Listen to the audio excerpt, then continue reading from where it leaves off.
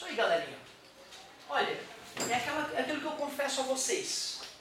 Infelizmente, quando eu aprendi física, boa parte das vezes o cara chegava e falava o seguinte: ó, meus queridos, massa específica ou densidade, nem explicava a diferença. É massa sobre volume. Pressão é força sobre área.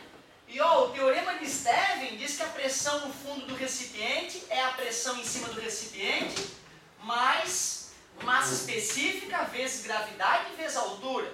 Então eu vou fazer exemplo para vocês e vocês vão exercitar. Pô, era uma loucura.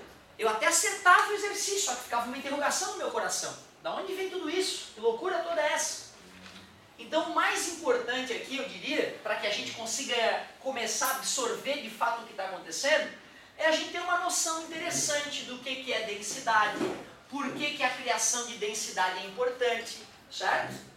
Então quando eu falo de densidade ou massa específica, né, que são grandezas que têm a mesma fórmula matemática, mas tem uma sutil diferença entre elas, eu prefiro perguntar para o aluno um exemplo de um material de grande densidade. O que vem na mente de vocês quando eu pergunto material de grande densidade? Ferro, sem dúvida. Os metais de maneira geral, né? Os metais têm boa densidade, poucos são os metais de menor densidade, como alumínio, né? Como titânio. Chumbo, geralmente a galera gosta de usar esse exemplo, né? Que é um exemplo clássico, né? Que nos lembra algo que popularmente a gente diz, é pesado, né? Só que aqui na verdade agora a gente descobriu que não é que é pesado, é denso. 1 grama de chumbo não é 1 grama de chumbo, é levinha, né? 1 tonelada de chumbo são 1000 quilos, e podia ser de qualquer outra coisa, certo? Mas o bacana é que um pequeno volume de chumbo tem uma grande massa.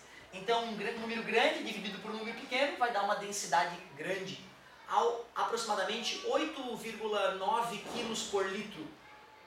Me dá um material de baixa densidade. Como? Pena. Travesseiro de penas, ele é volumoso e facilzinho de levantar. Um grande volume tem uma pequena massa, tu vai dividir um número pequeno por um número grande, vai dar uma densidade baixa. Ótimo exemplo. A água, ela tem 1 kg por litro. Cuidado, galera, ó, 1 kg por litro é o mesmo que 1000 kg por metro cúbico. Afinal, 1 metro cúbico tem 1000 litros, fica 1000 dividido por 1000. Que é a mesma coisa que 1 grama por centímetro cúbico. Tu vê, às vezes, o problema para te provocar pode dar a densidade desse jeito, mas tu vai ter que usar desse, ó. Então já seria um momento perigoso, certo? Mas o mais importante é tu perceber que densidade é uma grandeza física que relaciona a massa com o volume. Outra coisa bacana de saber sobre densidade ou massa específica: se eu te dou a densidade e o volume, tu acha a massa fácil. Se eu te dou a densidade e a massa, tu pode encontrar o volume, certo? Qual é a diferença então entre massa específica e densidade? Densidade vale para tudo nessa vida. Massa específica é para uma substância. Então o ouro tem a sua massa específica, o alumínio tem a sua massa específica, a água tem a sua massa específica, enquanto uma cadeira como essa não tem massa específica, porque ela é composta de diversos materiais. Ela possui densidade. Então uma frescuriazinha que pode gerar algum problema em questões teóricas. Revisamos uma noçãozinha de densidade e massa específica. Não quer dizer que a gente não precisa resolver um monte de exercício para ficar fera. Jamais me esquecer, fui dar uma aula particular para um aluno que eu atendia há muitos anos. E aí ele falou: professor, olha essa questãozinha aqui, de densidade. Aí eu fui lá, já tinha acabado a aula, né? Então eu só fui fazer por fazer assim. Ele falou: professor, tem uma questãozinha aqui, tu quer dar uma olhada? Eu falei: quero, eu não resisto, né? Cara, deu 20 minutos e eu não matei a questão. Aí ele: não, professor, é que essa questão é de Olimpíada de Física. Eu falei: safadinho, que ele me falando antes, né, que eu já levava para resolver em casa, eu sabia que poderia dar encrenca. Então tu vê, eu já fiz questão de física, falando de densidade apenas, e uma questão que em 20 minutos eu não matei. Eu tive que levar para casa e pensar muito para poder matar a questão.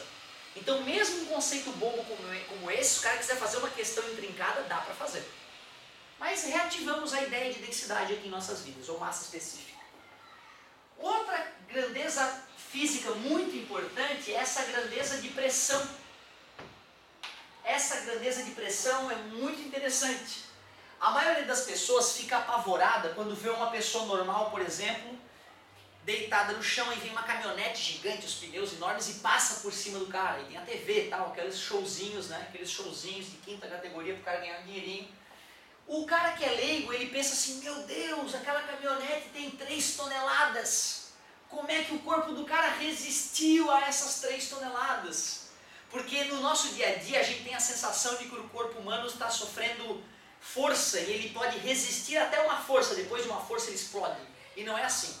O corpo humano, quando a gente encosta um objeto no corpo, o que importa não é a força que o objeto está fazendo no corpo, e sim a pressão, ou seja, o que importa é a força que está aplicada numa certa área. Então imagina, essa cadeira, é pesadinha essa cadeira é relativamente pesadinha. Se eu boto os 4 pezinhos da cadeira no chão, a força dela está atuando nos 4 pezinhos. Então vamos supor, se o peso dela é 100, fosse 10 quilos, né? 100 newtons, teria 25 em cada pezinho. Concorda comigo? Então se eu boto a mão embaixo de um desses aqui, é tranquilo. Porém, se eu pego a mesma cadeira e deixo ela, num pé só, passa de 25 newtons para 100 newtons atuando num pequeno pezinho, vai doer. Não é piada, depois experimentam vocês. Bota a mão aqui, uma pressãozinha leve. Tenta levantar o resto da cadeira dos outros pés. Tu vai ver que a tua mão vai ficar bem espremida no chão. Então cuidado. Não é porque a força é grande que vai fazer mal para a pessoa. Porque apesar de a força ser grande, se a área for grandona também, acaba diluindo, digamos assim, a força. Certo? Então tu vê.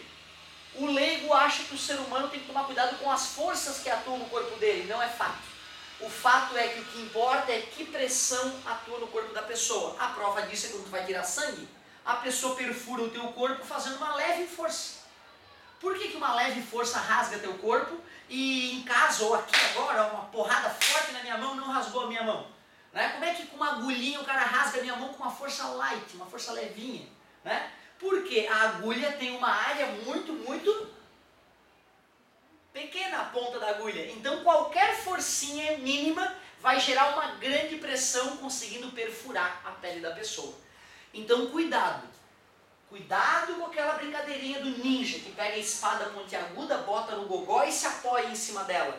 Não é porque ele é ninja, é porque o gogó deles é mole, como o gogó de toda pessoa. É a única parte do corpo da pessoa que não tem músculo. Aí a ponta, era bem fininha a ponta da espada. Se fosse botar na mão aqui dura, ia furar. Porém, quando bota no gogó que é macio, a pelezinha ali dobra em cima da espada, aumenta a área de contato, reduz a pressão e não fura o pescoço. Então é técnica misturada com conhecimento de física que faz o cara parecer sobre-humano. Pressão é uma força distribuída por uma área. Se eu te dou a pressão e a área, tu pode facilmente calcular Se eu te dou a força e a pressão, tu pode descobrir que área ela está aplicada, certo? Esses são conceitos fundamentais. Será que dá para fazer uma questão envolvendo só essa fórmula que seja bem chata de resolver? Sem dúvida. Temos que ter humildade. Apesar de a fórmula ser simples, se o cara quiser avacalhar na questão, dá. Pois não. A ponta da agulha tem uma área muito pequena. Por isso que fica grande. Porque dividir por um número pequeno aumenta o resultado. 1 dividido por... Ó, eu quero dizer o seguinte, ó, 1 dividido por 2 dá 0,5, né? Quando eu diminuo o número de baixo, 0,001, já dá 1000, ó. Quanto menor o número de baixo, maior o resultado da divisão. Por isso, quanto menor a área, maior a pressão. Tá, mas por exemplo, isso daqui, essa pressão da lapiseira não vai embaixo, digamos que... Interessante o que tu falou, interessante o que tu falou. Se eu aplico uma força relativamente grande com a bundinha da lapiseira em mim, não dá nada. Se eu fizer a mesma força aqui, eu vou furar a minha bochecha. A mesma força aplicada na bundinha da lapiseira que é grande, alivia a pressão. Uma força aplicada com a ponta da lapiseira pode ser já uma força suficiente para perfurar. Por isso que uma dica, né, que vocês nunca devem fazer, óbvio, mas uma dica que os médicos fornecem para os socorristas é que se tu percebe que a pessoa está com alguma obstrução na traqueia, e tu não tem um bisturi para fazer uma incisão aqui, para a pessoa respirar pela traqueia, uma caneta é uma ótima opção.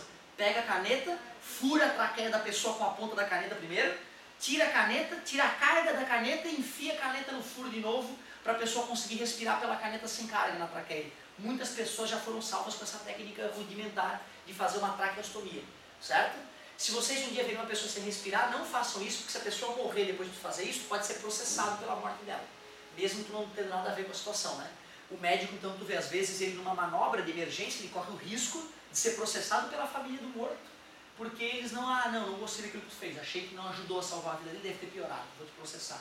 Tu vê como é delicado ser médico, né? Mas é isso mesmo, é aquela questãozinha da UFSC, ó. Cara, incrível, ó. Claro que a força resultante é zero, porque tá parado.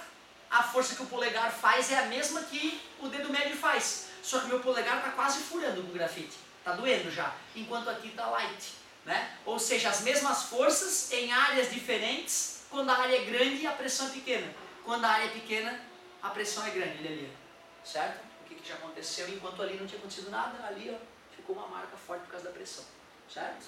É isso aí, garoto, eu gostei de ver. Isso às vezes atrapalha, né? Como é que um número pequeno vai resultar um resultado grande, né? A prova está aqui, ó. Quanto menor o número de baixo, maior o resultado. É isso aí. Agora, eu vou te confessar que a parte mais bonita é a origem dessa fórmula. O que não me conformava é o seguinte, eu mergulhar 1 metro no meio do oceano, com o oceano todo ali à minha volta, no meio do oceano. A força que o oceano vai exercer no meu corpo é a mesma força que numa piscina, a 1 metro de profundidade. Que loucura, não me conformava. Por que aquela quantidade absurda de água à minha volta não me espreme, né? Era uma coisa que eu tinha dificuldade de aceitar. A prova matemática para isso é aquilo que a gente fez em sala de aula. Imaginem vocês um cilindro coberto com algum, né, cheio de algum tipo de líquido. Líquido esse que eu conheço a massa específica ρ. Sei a altura deste recipiente. Sei que a aceleração da gravidade no local é g. Se eu quero calcular a pressão no fundo do recipiente, eu tenho que usar a definição de pressão, força sobre área. Mas nós não costumamos a trabalhar com força que o líquido faz, né, no recipiente. Mas vocês devem considerar que o peso deste líquido todo está apoiado no fundo do recipiente. Então eu vou chamar essa força de peso, peso do líquido, dividido pela área. Que área é essa? É o fundo do recipiente.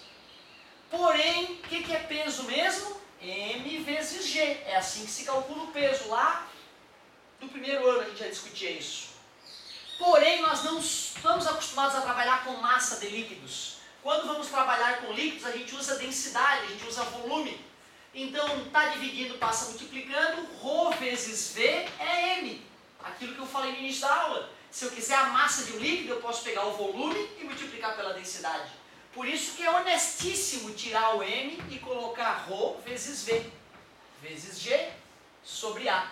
Porém, lá na matemática, nós iremos aprender este ano que o volume de um cilindro como esse pode ser calculado pela área da base vezes a altura do cilindro. Então, para eliminar este volume, eu vou fazer ρ vezes a área da base vezes a altura, vezes G sobre a área da base. A área da base dividido por área da base, a área da base some. A dividido por A dá 1. Por isso que não interessa a área do chão do recipiente para descobrir a pressão dele. Poderia ser super fininho o recipiente. A pressão no fundo seria idêntica ao recipiente grossão, se for o mesmo líquido, se for a mesma altura. E poderia ser um recipiente do tamanho do universo, cara. A pressão no fundo seria a mesma. A área não importa. O coração... Eu demorei anos a aceitar isso, gente. Eu demorei anos, não foi 1 ou 2, foram vários anos pensando no assunto para hoje eu entender e falar, óbvio que o teorema de Stevin está certo. Mas tu vê, no começo era que nem vocês, eu fazia as contas e ficava com uma interrogação na minha mente. Detalhe, eu não falei da pressão que estava atuando aqui em cima. Essa pressão que eu calculei aqui foi a pressão hidrostática gerada pela coluna de líquido. Se eu quiser saber a pressão no fundo do recipiente, eu tenho que pegar a pressão que já existia ali em cima, que nós estamos chamando de P0, pressão inicial, e somar com a pressão hidrostática, ρ vezes G vezes H. Esse é o resumo teórico que nós podemos fazer em hidrostática. Quer dizer que eu solucionei a dúvida de vocês? De jeito nenhum. A gente só vai apaziguar o nosso coração depois de muito exercício e muito tira-dúvida. Por isso, eu gostaria que vocês escolhessem um exercício, mas um exercício de arrancar o tampão do cérebro. Um exercício bem bizarro aí da apostila de vocês, para a gente começar a exercitar. Aí eu faço um de exemplo e vou pedir para vocês arriscarem outros, para a gente ver se a gente está começando a matar essas duvidazinhas. Isso de notação científica vai cair na prova? Interessante, isso também é importante. Eu acho menos importante que o resto, mas é importante para o vestibular a gente saber colocar em notação científica. É bem importante. Será que a gente acha um aí bem... E podemos mexer com notação científica já, tá? Vou fazer um exemplo, depois a gente pode já fazer um tira-dúvida de notação científica também.